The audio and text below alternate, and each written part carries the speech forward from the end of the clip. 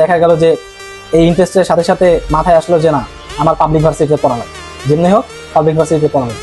তখন public varsity সম্পর্কে ওই সময় এত আমার ধারণা ছিল না যে ঢাকা ভার্সিটিতে এমন হয়, তারপর অন্যান্য ভার্সিটি আইবিএ যেমন, তারপর ওই ঢাকা ভার্সিটির B unit, C unit, D unit, A unit, এগুলো সম্পর্কে অত ধারণা ছিল।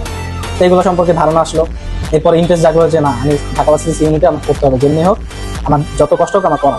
আমার ফার্স্ট ইয়ারে একটু প্রবলেম হয়েছিল, যেমন এরা ফ্র্যাঙ্কলি আমি বলতেছি যে যারা মনে করে যে ইন্টারলাইফের রিলেশন করবে বা প্রেম করবে এগুলো তো এরা ভালো কিছু করতে পারে, তাই এগুলো ধারণা প্রথমে বাদ দিতে। আমি প্রথম দিকে আমি সত্যি কথা বলতে, মিথ্যা কথা বলে লাভ নেই, এগুলো স্বপ্নের কথা না, এগুলো প্র্যাকটিক্যালি হইতেছে সবার সাথে।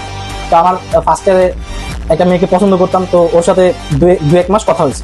তো এরপরে দেখা গেল যে আমি তখন একটু ভালো কনসিস্টেন্সির ভিতরে ছিলাম পড়ার ভিতরে, তো এটা হওয়ার কারণে দেখা গেছে যে আমার 3-4 মাস নষ্ট হয়েছে।